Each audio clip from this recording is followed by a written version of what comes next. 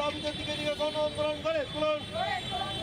কোন রকমের মদ মাদকদ্রব্য নিষিদ্ধ ঘোষণা করতে হবে। দৃষ্টান্তমূলক শাস্তি দিতে হবে।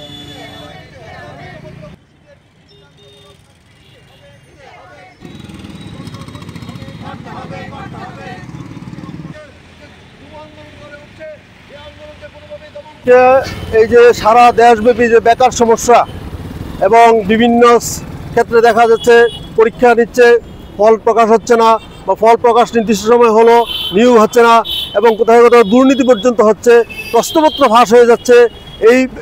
এগুলো প্রতিরোধে আমরা আজকে সারা দেশব্যাপী প্রত্যেকটা রাজ্যের রাজধানীতে বিক্ষোভ প্রদর্শন করছি। গতদিনও প্রদর্শন হয়েছে এবং আমরা এর মাধ্যমে আজকে ডিএমের মাধ্যমে মাননীয় প্রধানমন্ত্রীর কাছে স্মারকলিপি প্রদান করব যে অবিলম্বে যত শূন্যপদ আছে শূন্যপদগুলো পূরণ করতে হবে, সম্পূর্ণ দুর্নীতি মুক্ত করতে হবে এবং দুর্নীতি যারা করবে তাদেরকে কঠোর শাস্তি প্রদান করতে হবে।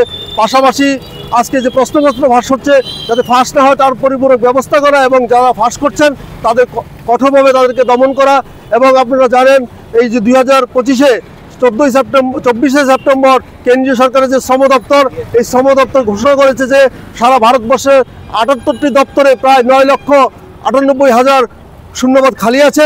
এই শূন্যপদগুলো অবিলম্বে পূরণ করা এবং একটা যাতে বেকার যুবক যুবতীরা এবং কর্মক্ষম লোক যাতে কর্মসংস্থান পায় তার জন্য একটা নীতি চালু করা, এই দাবিতে আজকে